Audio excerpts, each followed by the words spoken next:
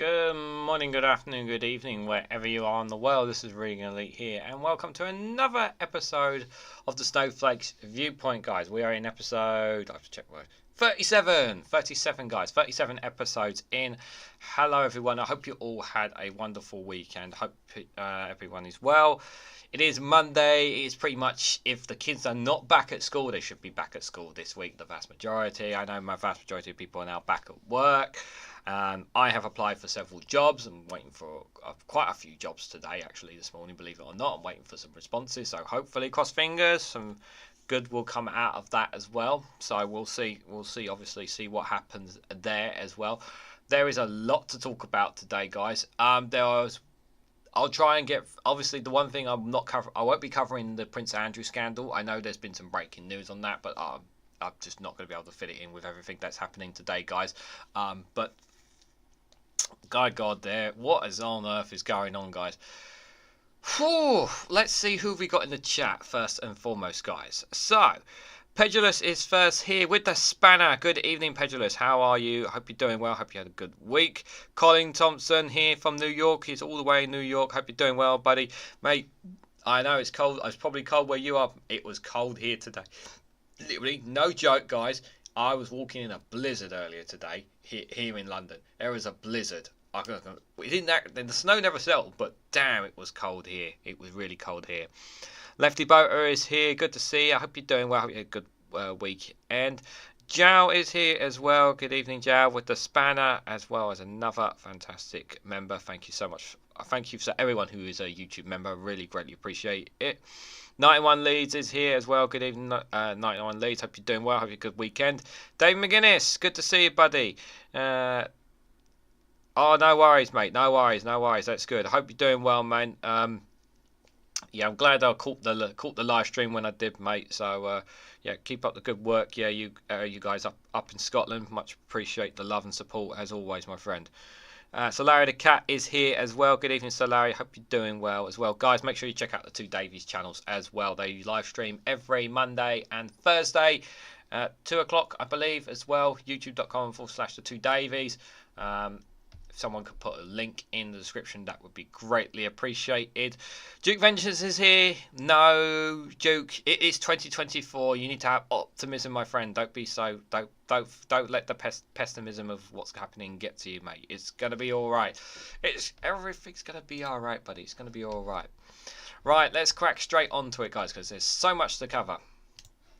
We're gonna start with from Sky News, guys, and I haven't directly covered this, guys.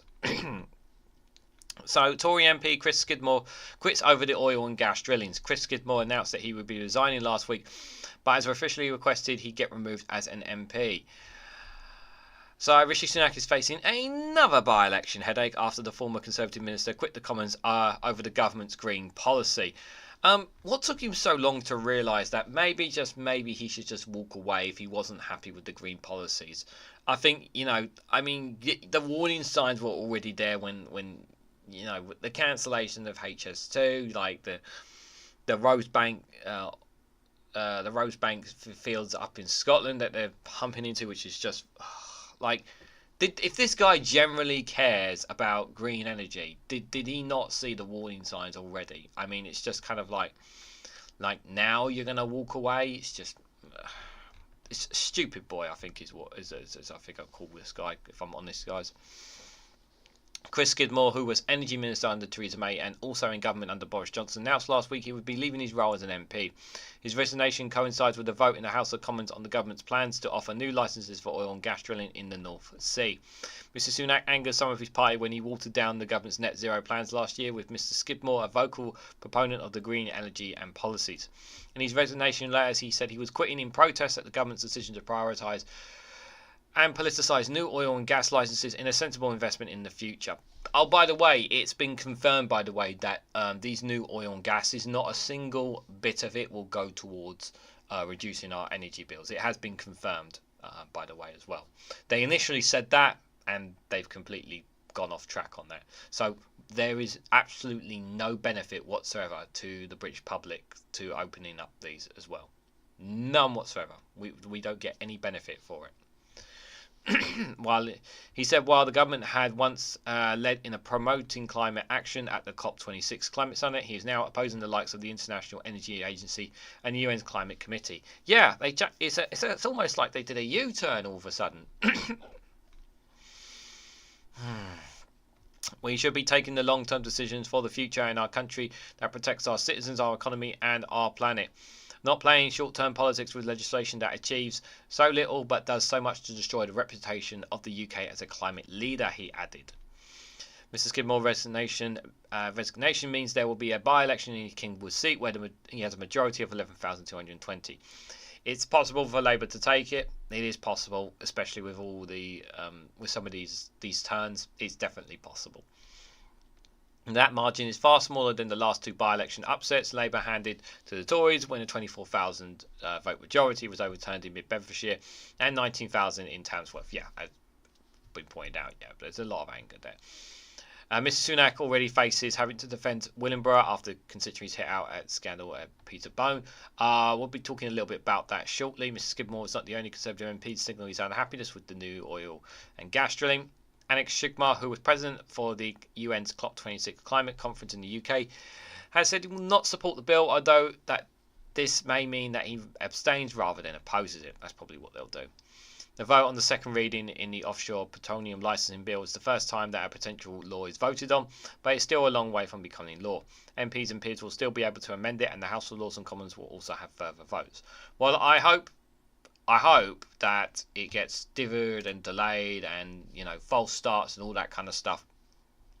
And I hope that the House of Lords will also push back and delay it a bit as well. I generally have that. I'm optimistic that it will happen at least as well. Just gonna read everyone. They are keeping my nan in hospital for longer. Oh, I'm sorry to hear that, joke. I'm sorry to hear that, buddy. Hopefully she'll come out soon. I really do, buddy. Mark Wilkie is here. Good evening, Mark. Hope you're doing well, buddy. So Larry the Cat says Skidmore is a Tory. Let's not forget about that. Consistently voted in reducing housing benefits and social attendance. Deemed to have excess bedrooms, which Labour described as bedroom tax. Yes, of course. There's no question about that. But you know, if he had any principles whatsoever about green policy, he should have known what was coming a mile away, if I'm honest. But let's spend millions getting dirty oil instead of investing in the future. Seems like a Tory plan, says Jow. Yeah, it does seem that way, doesn't it? Skidmore generally voted against the raising welfare benefits, at least in line with prices, says Larry the Cat. Yeah. Solari also says almost always voted against spending public money to create guaranteed jobs for young people who have spent a long time unemployed. Yeah. Well, we need to start the campaign, guys. The campaign to find new Conservative MPs.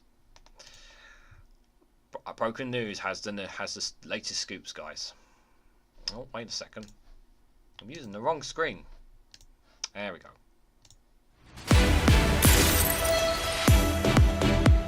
Welcome to Broken News. The Conservative Party is set to launch a new campaign to find future politicians.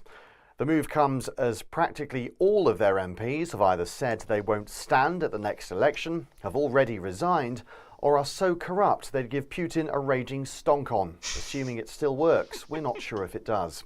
Maybe he has a dick double, like he definitely has a double for everything else. We just don't know. Our reporter has more. As yet another by-election looms, the Conservative Party has admitted it's running out of Conservative Party politicians to play the role of Conservative Party politicians.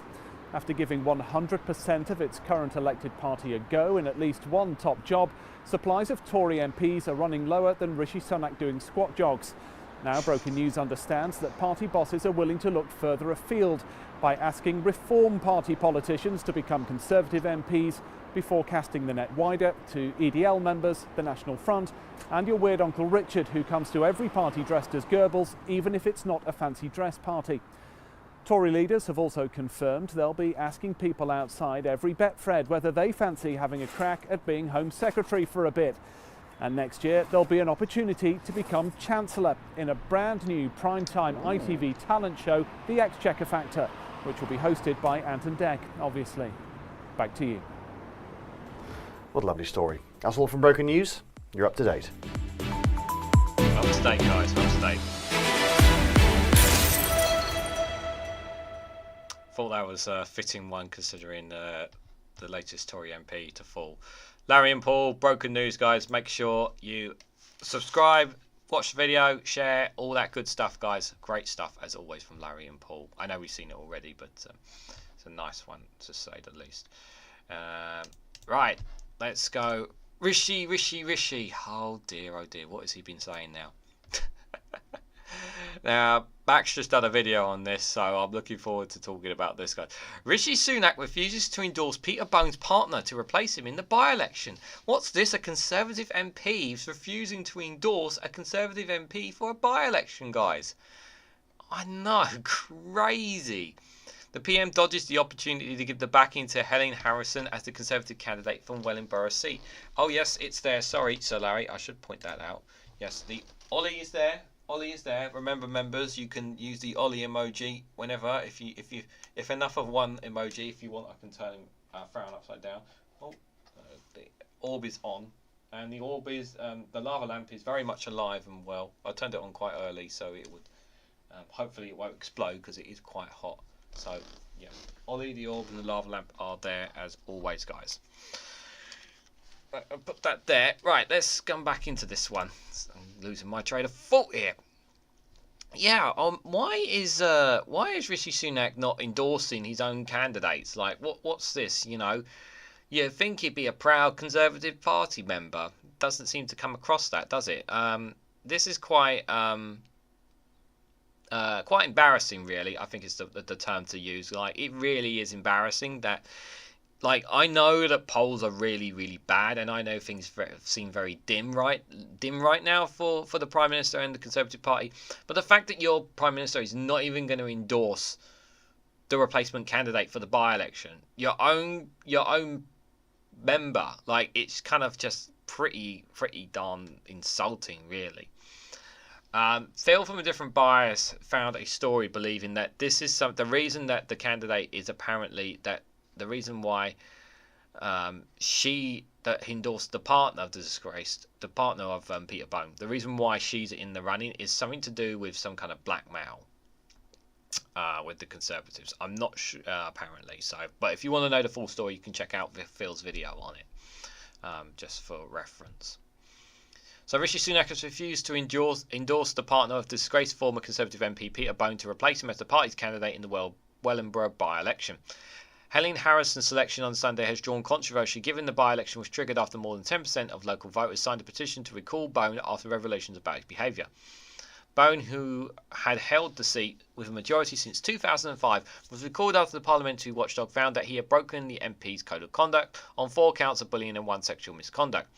At his first Prime Minister's Connect event of the year, the Prime Minister was asked if he was proud Harrison was selected given her connection to Bone.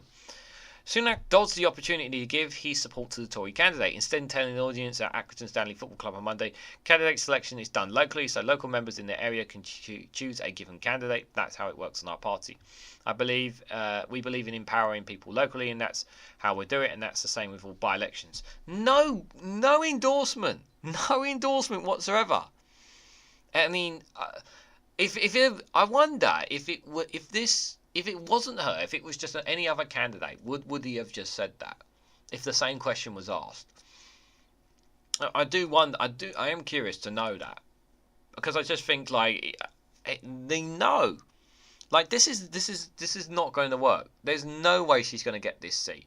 And the thing is, and what's the worst thing about it is, how are they going to sell this on the door? Are they even going to go door to door, the Conservatives? Are they even going to try and defend this? I don't think they can. How can they defend this when it was a cross-party committee that did this to Peter, that reported this on Peter Bone as well. So it's not just like Labour, Lib Dem. There are Conservative MPs who found this to be on Peter Bone as well. So it's just like, I mean, am I the only one who sees something here? It's crazy, absolutely crazy. Responding to the question on whether he would be ready to campaign in the constituency with Harrison, he said, "Of course I want to win all by-elections." Again, still doesn't endorse it. Still doesn't. Darren, thank you so much for the membership. Well, I think you're the first membership for the enforcement level. So that's level 2 of the membership, mate. So with that, yeah, you're as the first member for that for the new level. You get early access to all my videos, buddy. So thank you so much for the membership. Greatly appreciate it. I will update all the I will update my short videos that are scheduled as well for new members for the higher members as well. Thank you so much, Darren. I really appreciate it. That's extremely kind of you. Bone denied the reports in the Sunday Times, noting that he would have been entirely did I miss this bit? Oh, sorry, guys. His remarks came after Bone was forced to deny reports that he had threatened to stand as an independent if the Conservatives did not include his girlfriend in their short list of candidates. Bone denied the report in the Sunday Times, noting that it could have been entirely unsurprising if Harrison, who served as a councillor on the North Hampshire Council, was selected. So that's what it seems to be with blackmail, apparently. The Prime Minister used the event held on the first day of the parliamentary term to warn voters that they can either vote for him or stick with the Conservatives' long-term plan, or vote for Labour to go back to square one. Sunak launched a number of fierce attacks on the Labour leader. Keir Starmer claimed he did not have a plan to stop the boats, but just sniped from the sidelines instead. Like, he's supposed to be selling his party to the British public, and all he's doing is taking pot shots and saying, "Oh, Labour are bad. Oh, you can't vote Labour." And it's just like, dude, what are you doing? Never mind what they're doing. What about you? By the way, the same can be said about Labour as well, because they do take pot shots at the Conservatives as well. But we've talked about how dirty this election is going to be.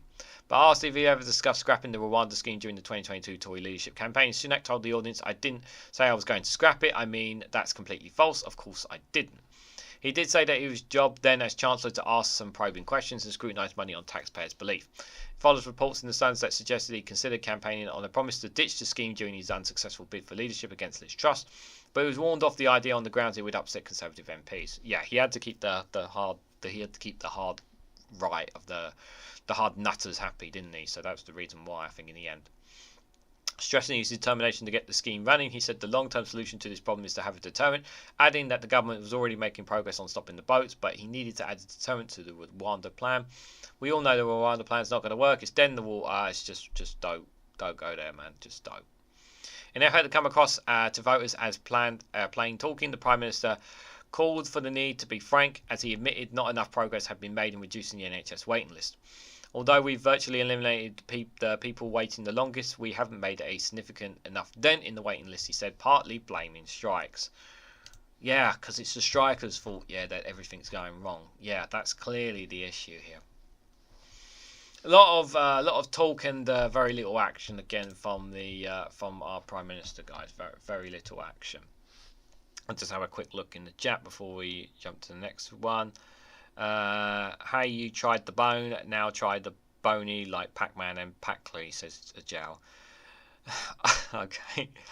Apparently she's not behaving herself in there. She's been giving the NHS people a hard time, says Duke. Oh, I'm sorry to hear that, Duke. Cool beans, says Darren. Yeah, they are cool beans. Thanks, bud.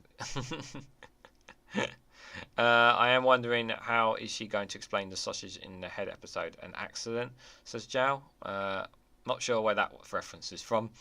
There's an old geezer called Bone that stood on a rock waving and shaking his fist at the young staffers passing by. Yeah, Peter Bone really is a nasty person from everything that we've heard and this report. It's pretty damning, to say the least. It really is. Yeah, Jow. Yeah, it's pretty bad. Yeah. Right, I've got this one here before we go to the post office story, guys. It's an exclusive from The Guardian. Health inequalities cause 1 million early deaths in England in the last decade. 1 million. A review by Michael Marmot's decree shocking political failures behind differing in life expectancies across the country. 1 million early deaths in England in the last decade, guys. 10 years. That's so sad. Oh no, you don't need to apologise, Joe. You're fine, buddy. I didn't get it. I just didn't get the joke. You're fine, mate. mean, I'm assuming that this will. I don't know if this is factoring COVID or not, but I mean, if it is factoring COVID, then well, some of it will make sense. But still, this is a result of the decline in the NHS, the austerity, obviously Brexit, with less and less staff, the quality. It's just very damning, to say the least. More than 1 million people in England, this is England specifically, of course, died prematurely in the decade after 2011, owing to a combination of poverty, austerity, and COVID, according to shocking research by one of the UK's leading public health experts. The figures are revealed in a study by the Institute of Health Equality at University College London, led by Sir Michael Marmot. These demonstrate the extent to which stark economic and social inequalities are leading to poor people dying early from cancer, heart problem, and other diseases. That's using Office for the National Statistics figures, the report of authors Professor Peter Goldbach looked at the life expectancy of people across England who do not live in the wealthiest 10% of areas. The report, titled Healthy Equality Lives Cut Short, found that between 2011 and 2019, over 1 million people died earlier than they would have done if they had lived in areas where the richest 10% of the population reside. A further 151,000 premature deaths were recorded in 2020, although this number was higher than expected because of the kind of coronavirus pandemic. Yeah, of course. So this graphic here, this is the graphic sources from the Institute of Health Equality. The note is based on the index of multiple deprivatisation in 2019. But this is excess deaths in England, guys, from 2011 to 2019. Same number of people who died earlier than they would have done if they lived in areas with the same age and sex-specific death rates, and the least deprived area declined. So in green in male and orange in female there. And 125,000. So it's yeah, pretty from most deprived to least deprived, and then it goes up in numbers there. So yeah, it's not good numbers at all, and it just seems like that they've just gotten worse and worse and worse as time's passed on from looking at these numbers here.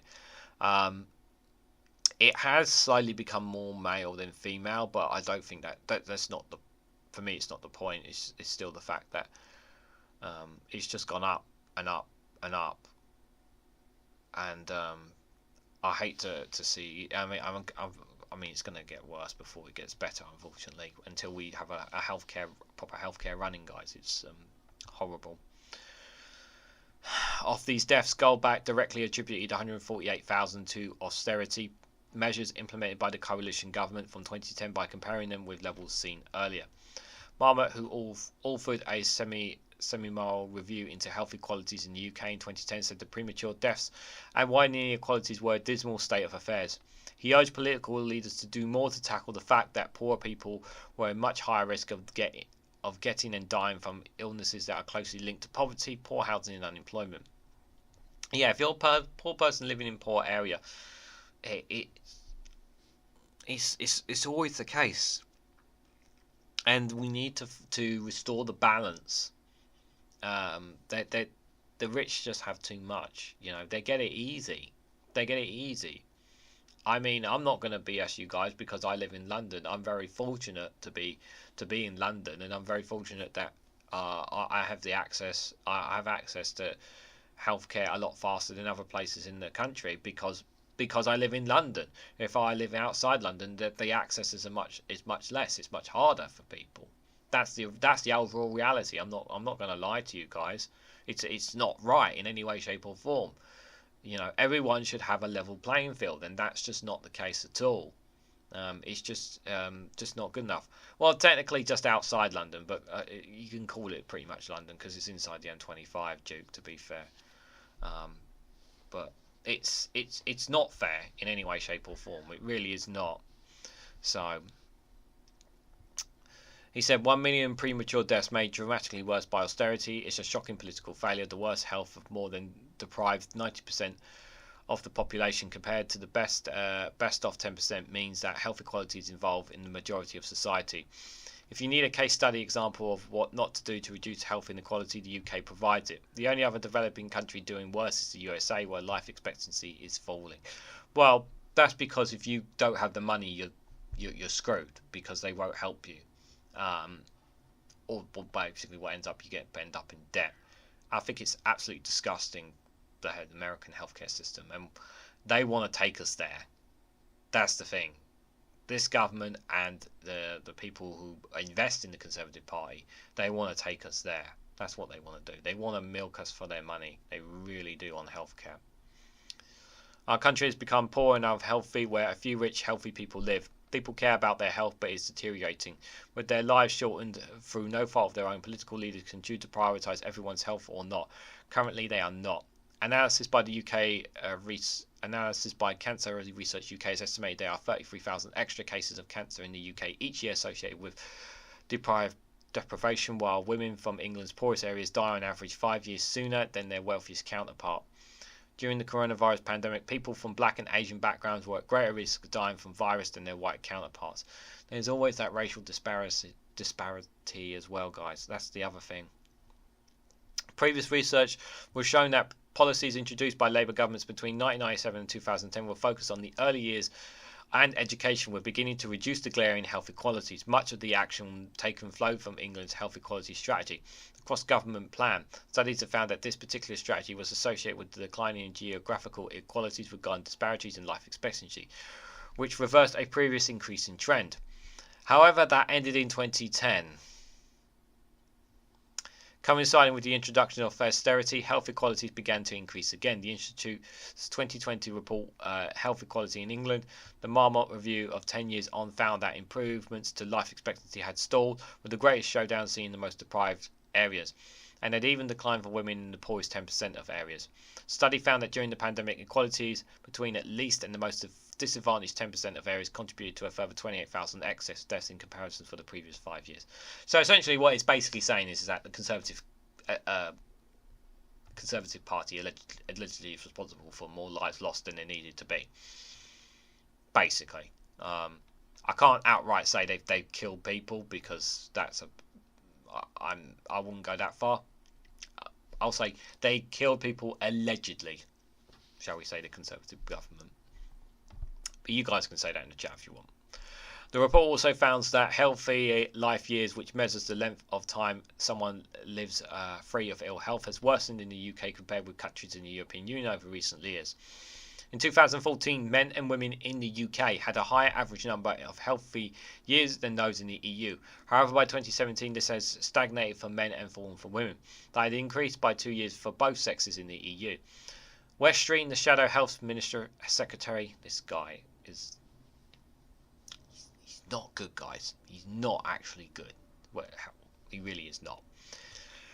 Said he would be the next Labour government's mission to build a fairer Britain where everyone's lives was well for longer.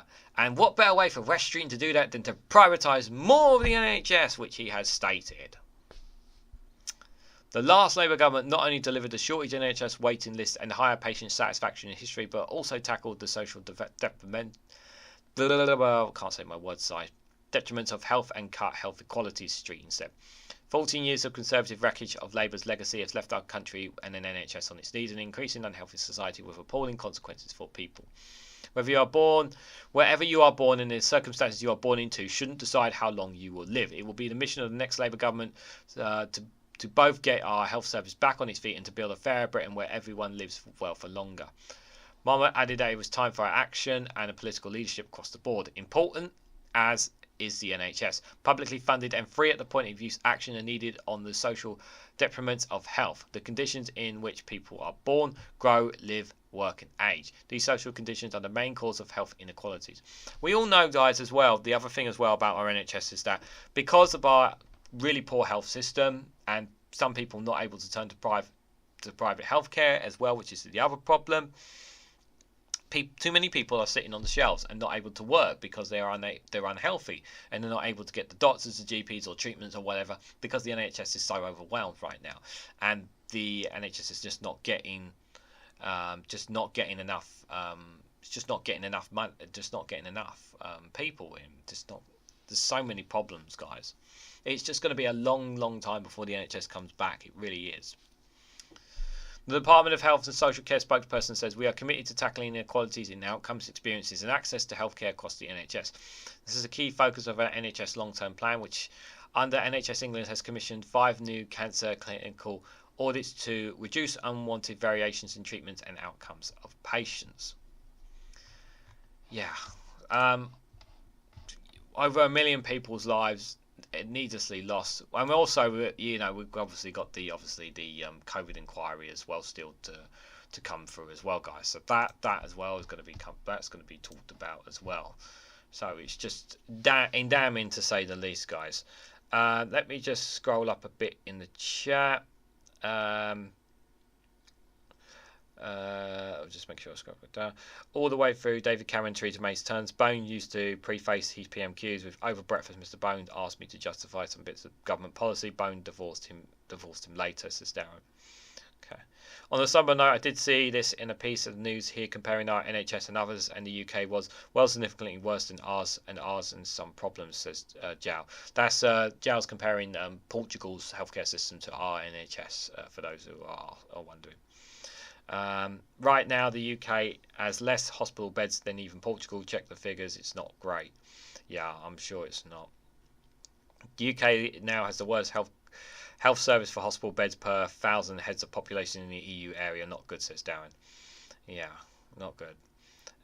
Jow says also they showed other figures and I found it a little heartbreaking because a lot of procedures and systems that we have here made with the help of English doctors and methods. No doubt about it, he said.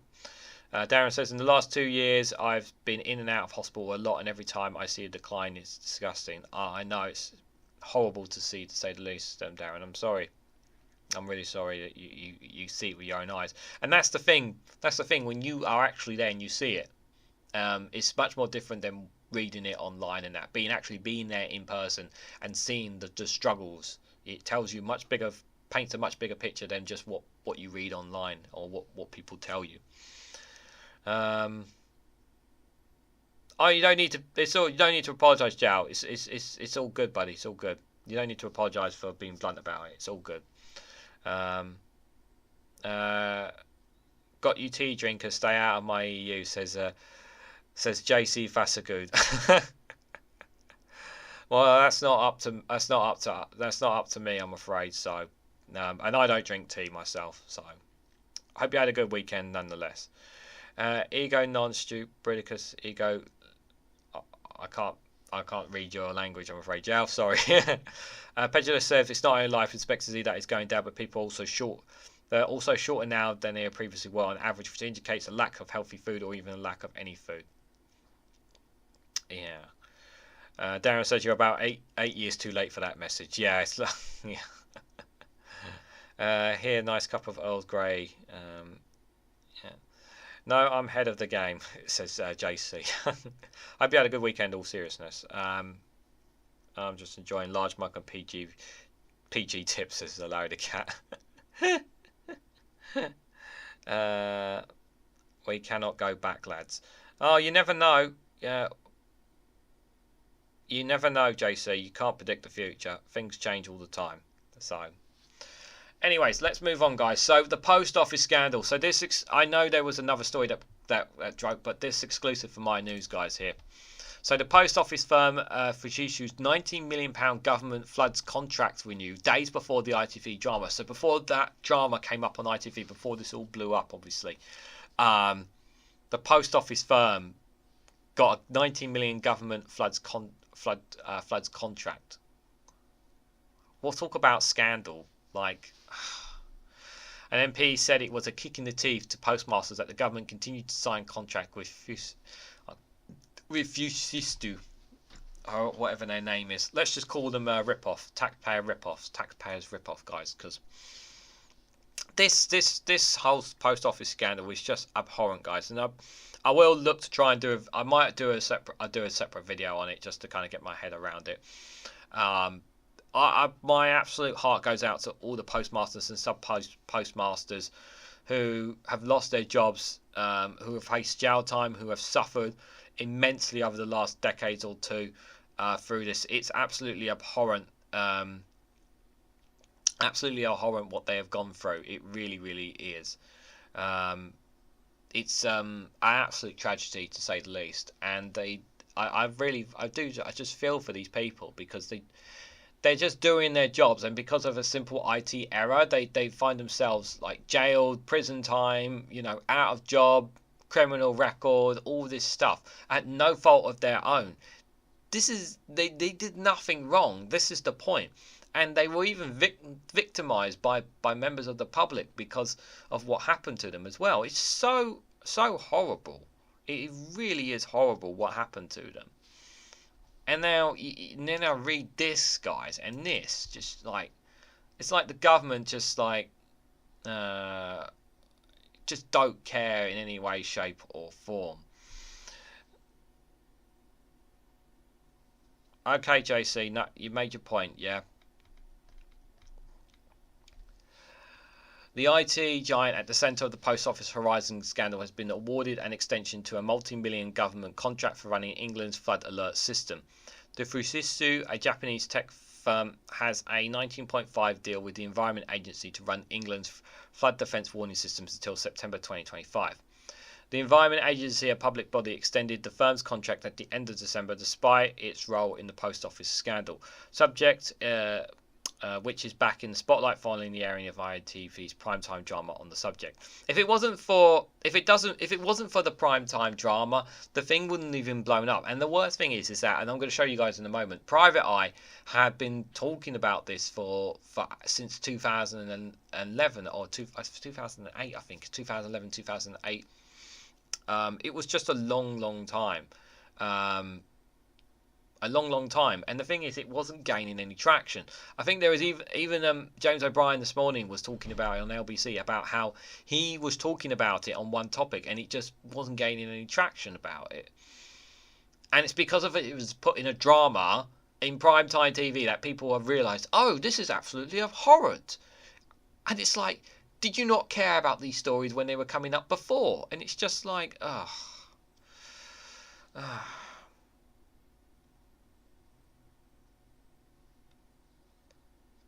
Can we drop this, JC, please? Yeah. Can we not change the subject? Yeah. More than 700 post office managers were convicted between 1999 and 2015 after Fujitsu's faulty accounting software made it look like money was missing from the sites. Rishi Sunak has described the scandal as an appalling miscarriage of justice and suggested all postmasters involved in it could have had their names cleared under a scheme being considered by the government. The Met Police is currently investigating two former Fujitsu experts who were witnesses in trials of post office managers for perjury and perverting the course of justice. The force said the investigation was launched in January 2020 and that two people had been interviewed under caution and no arrests had been made. Nick Davis, Programme Director of the Institute of Government, told the Eye Fujitsu provides services to the government through a range of framework agreements and contracts, some awarded as recently as a few weeks ago. Given the problem with the company's software and the serious question about its response to the scandal, the government will want to consider whether the company meets any of the criteria for exclusion from future contracts. The Environment Agency is deal with Fujitsu to provide future flood warning systems, the FFWS, which maps out alerts for the public, partners and media, was first signed 8 years ago and has been extended a number of times since. A procurement process for the replacement system, which dubbed the next flood warning system, took place in 2023, and the Environment Agency is set to sign a deal with the supplier in the early 2024, for which Fujitsu is in the running. The flood warning system is relied on hundreds of thousands of households last year, and member of the public raised concerns over its accuracy after the pilot of an automatic format at the end of 2022. Guys, I have a big video dropping tomorrow with regards to floods, and it's not just going to be a rant on the Conservatives and what they've been doing the last 13 years, but I'm also going to be crapping on Labour as well. So definitely check that video out, dropping tomorrow. Because I had a lot of people who were defending Labour online on Twitter, basically saying that this has nothing, that floods that happen now had nothing to do with Labour. Well, the point I have is that, well, floods were happening under Labour, so why are they still happening there? People complained that they received warning of floods in that area and that failed to materialise All warnings that came after their homes were already flooded, according to The Guardian. A senior executive at the Environment Agency, Caroline Douglas, told the staff at an internal briefing that we continue to use automatic systems, the newspaper reported. In January 2022, flood warnings from River Steam were issued, predicting the worst floods in recent history. However, not a drop of rain came, according to Heather Shepard of the National Flood Forum. The Environment Agency faced criticism again in October for relying on the autopilot system during Storm Babbitt. It used automatic flood alerts because of industrial action by staff. I'm not going to go any further because I'm just looking for the connections here. I'm a bit confused. Yeah, I'm not gonna go any further here because I thought this was more about the post office firm, and it doesn't appear to be the case here.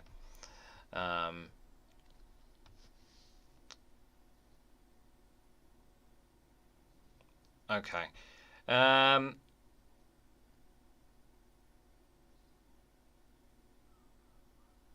Sorry guys, I'm just gonna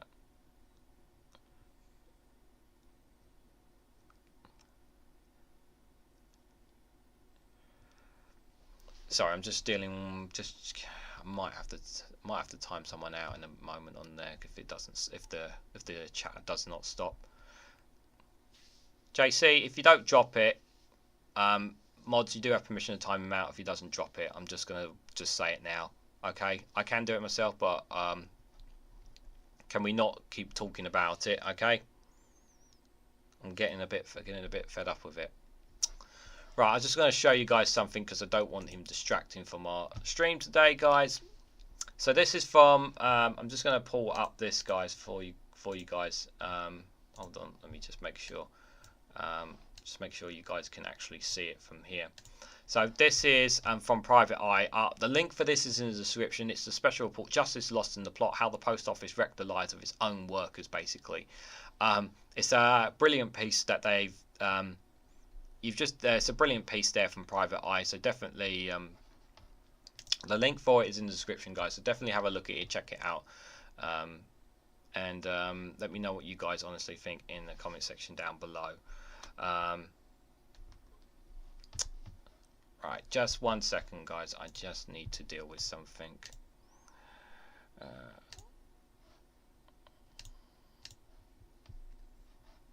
Right. Sorry about this, guys. Right. Yeah. So the title is Justice Lost in the Plot. It's how the Post Office wrecked the lives of its own workers. I actually wanted to do an article on the Post Office, and it's obviously this one from the eye is clearly not. It's clearly not one. So just give me 1 second, guys. I'm just gonna have a look and see. I'm just gonna have a look and see one on the Post Office because I kind of want to talk a little bit. Just want to find a little bit more about it, guys. So because I'm kind of disappointed that that wasn't about it, and because I'm going to be talking about the floods anyway at some point. Okay, so I'll put a link for this in the description, guys. The minister scrambled to clear the names of victims of Post Office Horizon scandal. The government draws up plans to speed up process of justice for those who were wrongly convicted as public pressure grows. Ministers who have drawn up urgent plans to clear the names of hundreds of thousands of post office operators who were wrongly convicted of theft and fraud in the Horizon IT scandal as the government scrambled to get on the front foot over the major miscarriage of justice. The Justice Secretary Alex Chalk will hold talks with the senior judiciary to confirm how the convictions can be overturned as soon as possible, so as victims can have a speedier access to millions of pounds of compensation. Rishi Sunak said the government would do everything it can to make this right for all those affected, and it was looking for ways of speeding up the compensation process. People should know that we are on it and we want to make it right, he added. Options are understood to include blocking the post office from challenging appeals to hundreds of victims of the scandal, allowing post office operators to appeal en masse of passing legislation that would automatically quash convictions. Downing Street said the Prime Minister shares the public feelings of outrage on the issue and strongly support the Honours Forte Committee if it decided to review the CBE of former post office boss Paula Venables. This, what's really infuriating, guys, is... what's really infuriating is that the government knew about this. This is the thing that really angers me, guys. The government knew about this and they kind of just sat there on this. And it's so infuriating. than the post office to do this to people with any way, shape or form. It's just absolutely effing disgusting. It really, really is. The role of the post office in private prosecutions is also under review. If we are to make sure that a scandal like this has never happened again, we need to look at the way in which private prosecutions like these have been undertaken.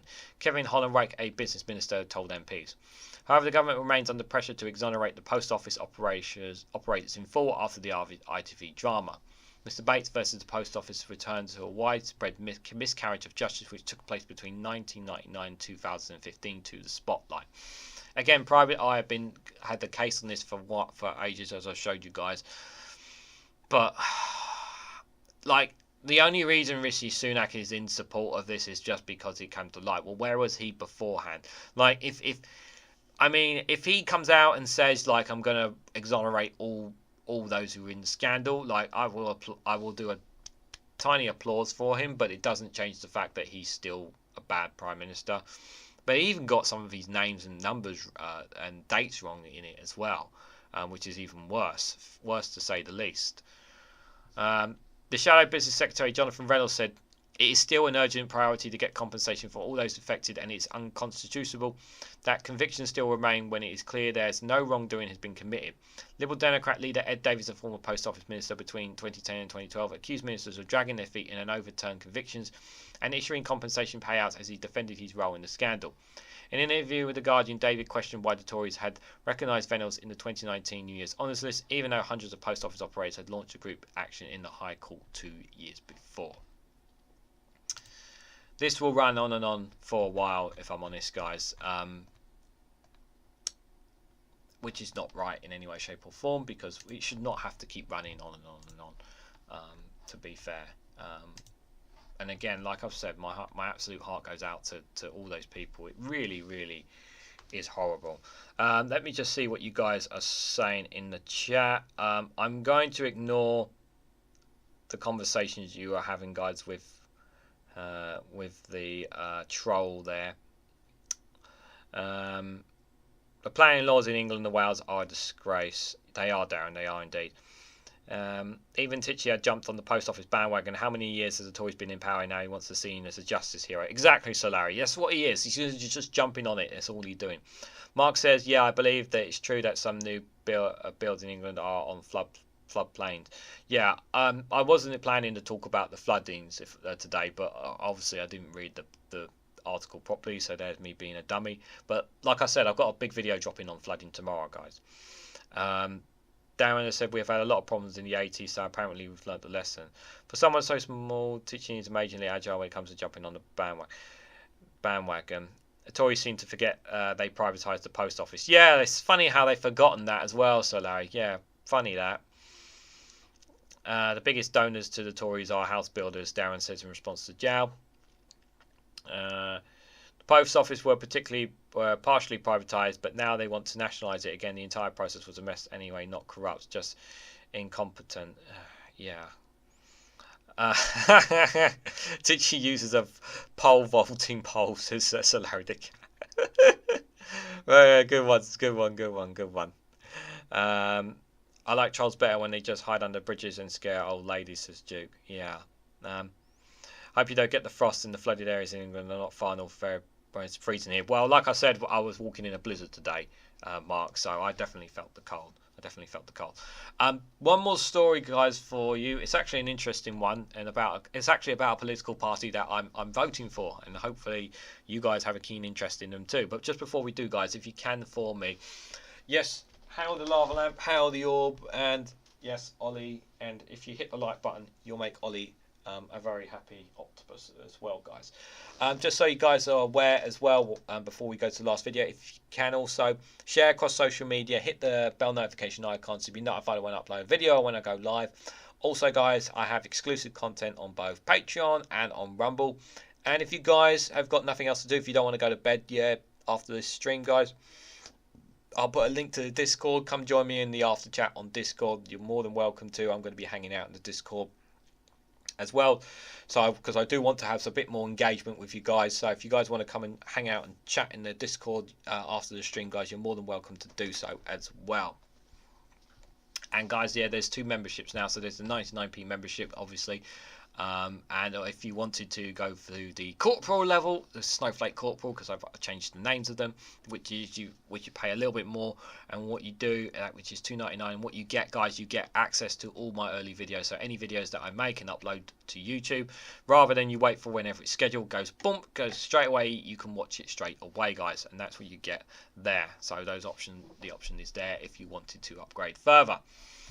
Right, one more news story, and then we got I've got a funny little video. Some of you guys may have seen it already, but we'll come to that in a moment. So this is from the BBC. Yes, I know it's from the BBC, but it's about a party I want to talk about. So the Greens are planning to stand throughout England and Wales at the next general election, guys. The Green Party is aiming to field candidates in every seat in England and Wales this year's general election, its co-leader has said. Now, where have I heard a minor party say that before, guys? That's right, the Reform Party said they're planning to put a candidate in every single seat. Now, do we really believe the Green Party, are they going to be able to get a candidate in every seat in England and Wales? I entirely think it's generally possible. I think it's possible for them to. And I think there's a lot of people in England and Wales who do want to, if they have the opportunity to vote for a green candidate, I think they will take that opportunity. I think it's ambitious, and I think it would definitely, and if they were to pull higher numbers in comparison to last general election, especially when you've seen the council wins that they've been picking up, local council wins that they've been picking up, the numbers that they've been picking in by-elections as well. They haven't won by-elections that have been happening lately. But you can see that there's numbers there. There's people who want to vote Green because I like their policies, and I like what they've been saying, and they speak to me as a member of the British public who actually wants to vote for them. I don't know how much you guys feel about them, but they certainly appeal to me at the moment. Good to see you, Chatty Rat. Hope you're doing well. Hope you had a nice weekend, buddy. There. Right, so let's read into a little bit of it. Yes, bear in mind this is the BBC, I know. The Green Party is aiming to field candidates in every seat in England and Wales at this year's general election, its co-leader has said. Collier Denver told the BBC it was already a good way through selecting candidates to fulfil the aim, which would mark a first for the party. She said her party was open to talks with other parties about possible electoral pacts. Why not? If you can oust Conservatives or I'm not going to say Labour, but if you got a chance to snatch a seat or make a dent, why not? But she rules out withdrawing candidates unless other parties do too. Okay, that makes sense. The Greens are aiming to translate the records gain they made at last year's English local elections into increased representation at Westminster. There's only one current MP, two-time former leader Caroline Lucas, is due to stand down at the next year's general election, which is almost certain to take place. This year. Despite plans to stand in every constituency, Mrs. Lucas' Brighton Pavilion seat is among a handful of constituencies where the party plan to focus its resources.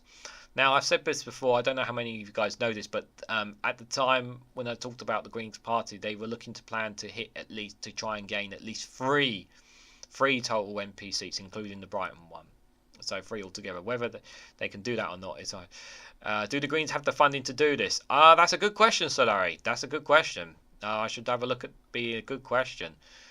Speaking to the BBC, Ms Denver said other targets including Bristol Central, a newly created constituency largely replacing Labour-held Bristol West seat, where she will be the party's candidate. Okay. The party is also targeting 2 more traditionally Tory areas, North Hertfordshire and Waverley Valley, another newly created seat straddling the border between Norfolk and Suffolk. Standing throughout England and Wales will require 575 candidates, 103 more than the 2019 election, where it stood in 472 constituencies across both countries. So in the last general election, they had 472 constituencies there. So if I'm absolutely honest, Solari, I think if they had that many candidates, if they stood in 472 constituencies, I think it's entirely possible for them to achieve 575 candidates. If where they have that funding, I don't know, but I don't think it's. As far as I'm aware, they're not controlled by. They're the one party out of all of them who don't appear to be the least or barely minimal corrupt in England. because their policies speak a lot to the public issues, guys. Curious to know what some of you guys generally think about the Green Party. Let me know what you guys honestly think in the comments while you're here, because I don't hear too many people talking about what they actually feel about the Green Party, so I really like to hear your thoughts on them. At the last election, the party struck an anti-Brexit pact with Liberal Democrats and Plaid Cymru, which saw them agreed not to stand against each other in dozens of seats. It followed a series of locally struck deals with the Lib Dems at the 2017 election that saw Green candidates stand aside in various constituencies.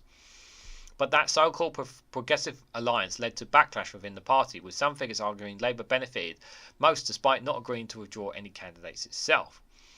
Some figures within the party have argued that fielding all stakes of candidates would prevent local Green parties coming under pressure from Labour to stand down. At its autumn conference last year, party members voted to maximise candidate numbers with an ambition to stand in every English and Welsh seat. So at the conference last year, they've said they want to stand in every single English and Welsh seat. That's what the party wants overall. So that's what they're saying. So the door is open. The Green Party is collaborating by nature. We're keen to work with people on areas where we agree, Ms Denver said when asked about possible election pacts. But she added, we're not about a rollover or hand over any unilateral gifts to other parties. Our position is that our door is open. It's always open when we are prepared to talk to other parties, but we're not going to be standing down unilaterally. If there is an opportunity to cooperate, we're open to that, and we've always made it clear that clear, so I think other parties know it. But in the meantime, we are standing candidates in every seat so that everyone has the opportunity to vote Green. So local election success. Prime Minister Rishi Sunak said his working assumption is that the next general election will take place in the second half of 2024. The Greens have had the best ever set of local elections last year, gaining more than 240 seats across England. Yeah. A large part of that success came from targeting rural, traditional Conservative areas. In Brighton Hove, though, almost 2/3 of their seats delivering the councils into Labour control. So it looks like Labour may take Brighton and Hove based on that, but we'll have to wait and see. Ms Dever sought to dampen expectations ahead of this year's local polls in May, cautioning that the absolute number of any potential gains would be limited by the small number of councils being contested this time around. The Greens are currently polling around 6% behind Reform and the Liberal Democrats. The Scottish Greens, a separate party, have been sharing power with the SNP since 2021 following elections at the devolved Scottish Parliament. I'm still quite optimistic about the Green Party. I intend to do at some point in the future a bit more of a dive into the Green Party, like a bit more on what their be like clear key policies of what they're going to be doing.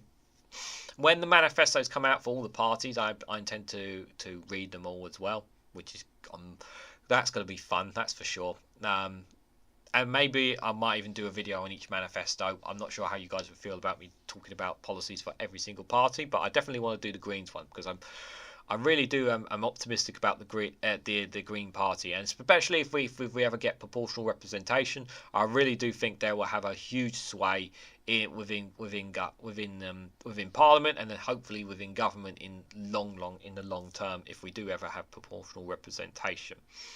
But what do you guys think? Let me just scroll up a little bit. Everyone's talking about the coal. It was the Royal Mail that was privatised, though. HMG is a minority shareholder. The post office remains in public ownership, with HMG remained in the sole shareholder, says Chatty Rat. Thank you for the correction, Darren, says Chatty Rat. Yes, it was the Royal Mail that followed the US policy. Yeah, it was. Yeah, thanks for that, Chatty Rat. Appreciate it. Everyone's saying good evening. Do the Greens have the funding? Yeah, we've asked that question. Because the Greens are heavily focused on the environment, one has to ask how they will stop the boats. I'm not sure what their immigration policy is, but I'm pretty sure they would not be the ideas of shipping them to Rwanda. I'm pretty sure, but I'm not gonna speak for them on that. Take a big old war chest to run a candidate in every single seat. Well, considering what they've done last general election, they've definitely got money there. I think people are definitely signing up. People are signing up to be members. People are looking at them. I mean, if there was a part, I've considered becoming a member. In all seriousness, you know, I have considered it at times. I would love the Greens to do it, but I'm not sure if they have the money behind them to pull it off, says Larry the Cat. when policies have to be funded by private funds, it gets compromises. Yeah, I think it's going to end up coming down that way at some point, but we'll have to wait and see. Darren says, I voted Green several times at local elections. They're bloody good at local politics and getting local practical things done, says Darren. That's it, what you've done. They're working from a local level. They're looking at local things. That's good stuff. Chatty Rat says, the English Greens are like the Greens in Ireland. They are divided between pragmatists who tend to be social democrats and fundamentalists, furious, says Chatty Rat. Well, I'm not sure how that compares. I'm not sure about the comparison myself, but as long as they speak for the people, I think that's the main key thing for me. Deposits have to be paid for every seat you stand a candidate in, and that cost and the cost of campaigning, says Larry the Cat. Yeah, so like I said, if they were able to do it in 2019, they must, and they're looking to do it here. And plus, the conference voted for it, so I guess the same whenever Greens are, says Prejudice. Also in Germany, where we first formed the party in the 1980s. Mark Wilkie says temperatures hit minus 16 in the north at the weekend. It's just to Colin Thompson. It's just below freezing where I am. 92% humidity just makes it uncomfortable. Ooh, hope you wrap up warm there. Whew, that's cold.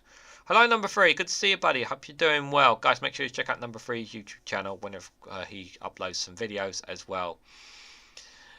We need to bar to skiing the rookie, says Colin. Right. Before we wrap things up, guys, have you guys seen this insane video? I'm wondering if you guys have seen this this crazy woman. I'm just going to put the volume up, just make sure before I show you. I have to do this, guys, because I want to get your guys' opinions on this video, guys. It's about the quality streets. Just listen, and then we'll give you opinions after. Thought I would be reduced to this. I have just opened a tin of Quality Street for probably the 60th time in my life. And what I have found inside is this travesty. This is a travesty. I will never, Quality Street, purchase this product ever again. And you can take that and put it where you like, because this is a travesty. Our whole family every year has enjoyed Quality Street in its shiny wrappers, especially the purple ones. Now, who wants to eat this piece of garbage? I know I don't. So, Quality Street, 0 out of 10 for festive cheer. You can put your chocolates where the sun never shines.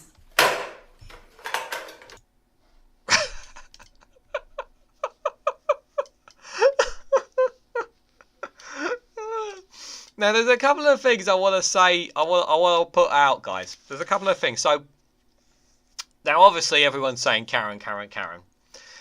There's a part of me that might think that this was a deliberate plot by Quality Street. Why would I say that? Well, what better way to get people talking about your product than getting someone to tie woke into it? They made this change to the wrapping, right? So they made a change to the wrapping, and the intention was obviously to reduce plastic, which everyone agrees with. That's what they've done. They've done it to reduce plastic, better for the environment, all that jazz, right? It's entirely possible that this woman was paid by the company to do this video and for it to go viral. Allegedly. This is what I'm allegedly stating. Because in doing so, gets people talking about their product, and guess what? People are going to end up buying it. Because people will want to know and stir up that's what it is. It's publicity. This is publicity, and publicity in marketing works. So that's how I'm kind of seeing it. Which is a bit of a weird way of doing it, but the thing is people are talking about it. People are talking about Quality Street, and that's the thing. It works. I don't know if you guys agree with me on that. If you think that's the case, I'm only alleging that this is what Quality Street are doing. This is nothing but an allegation. I'm just claiming that this is what I think. I think that's what this is, because if it's not, and if it's a genuine Karen, as people like to call her, giving a fuss over Quality Street, the dumb thing about it is, guys, they haven't changed anything about the chocolate.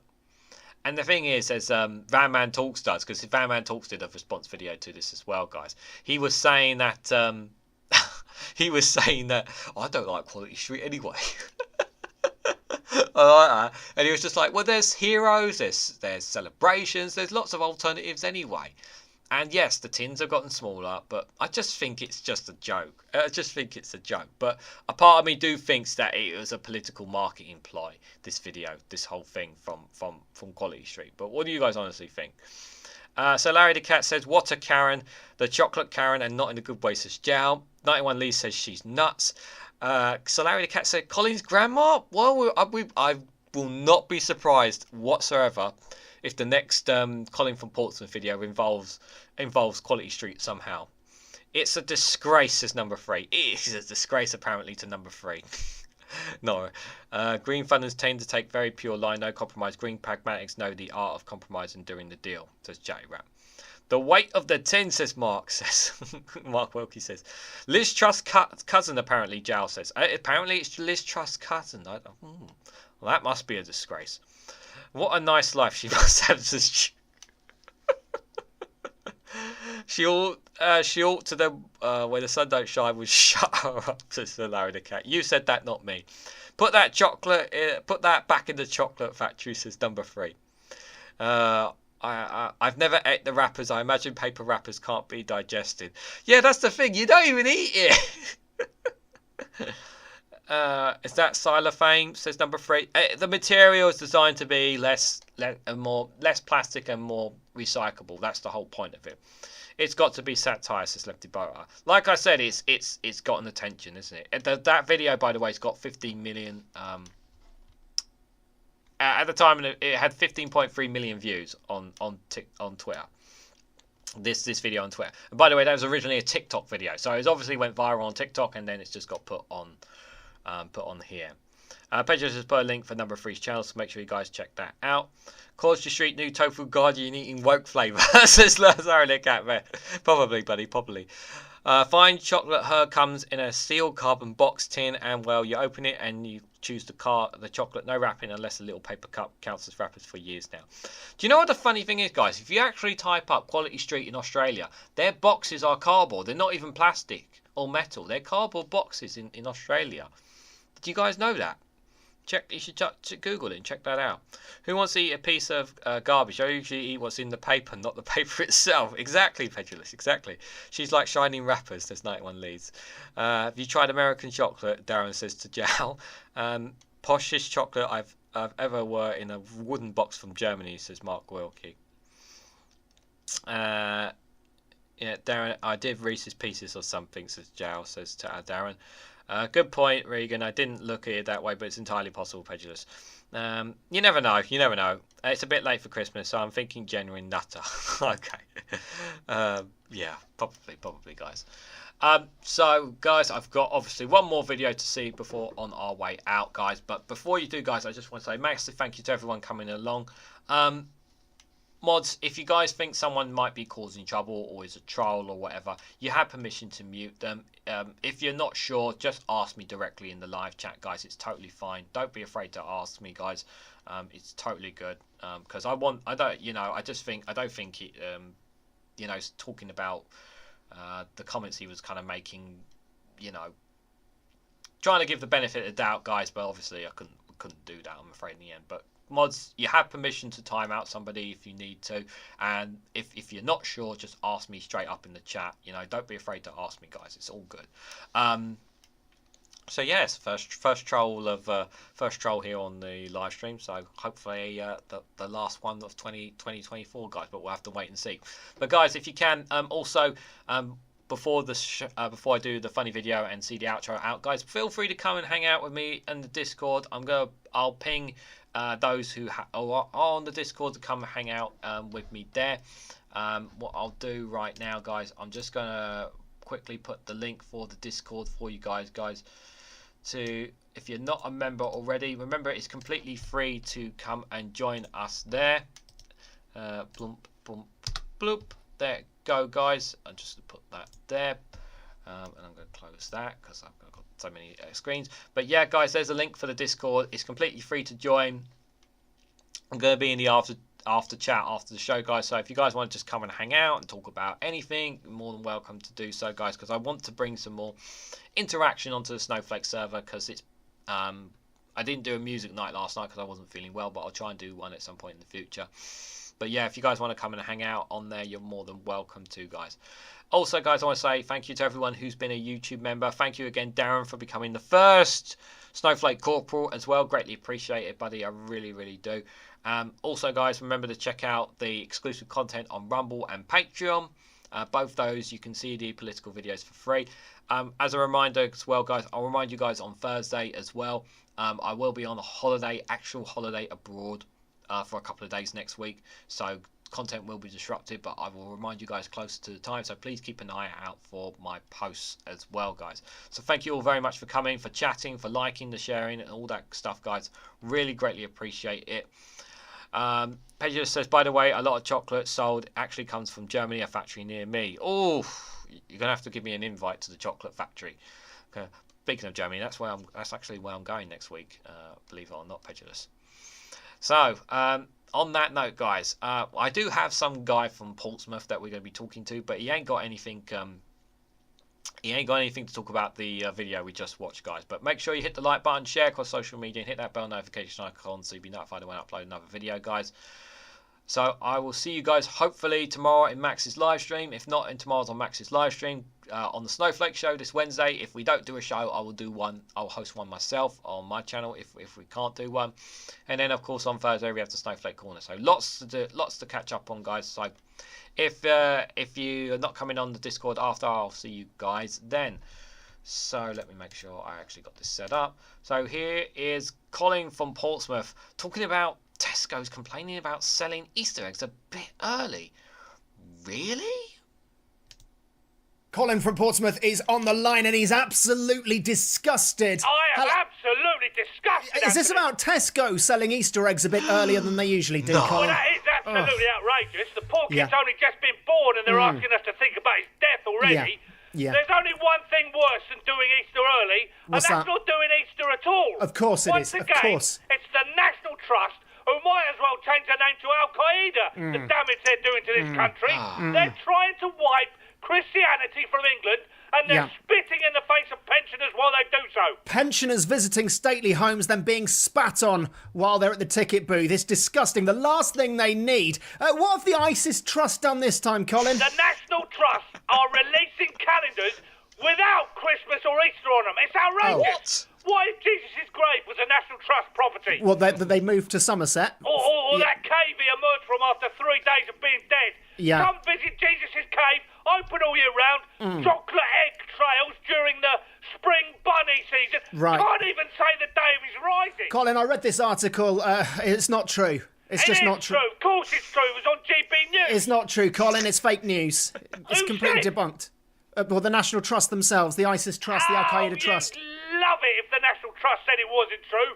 And why are we believing them? They can't even get their own history right. Everything in this country was apparently built on the blood of the colonised. Yeah. That's not what they were saying 50 years ago. Well, so that's if fair the enough, media got that story wrong, then I'll have to reassess every story I read with a critical eye, and I'm not prepared to do that. Well, facts are important, Colin, especially at the moment. Are they now? Listen, even if that story is not true, then it just shows how far Western civilization has fallen, that it could be true, that it's believable. And that's a terrifying thing. We're descending into hell on earth, and there's no saving anyone. Anyway, mate, thanks for having me on. Love to the family. Love to the family, Colin. Love to the family. Great tea rooms, though. Very reasonably priced. Colin from Port. Oh, Caffal's just come in there just at the end there. Oh, thanks for popping by, Caffal. Really appreciate it. I hope you had a good weekend. So, guys, thanks so much for watching. I hopefully catch you guys in the Discord. If not, take care and have a great week, everyone. And I hope to catch you all very, very soon.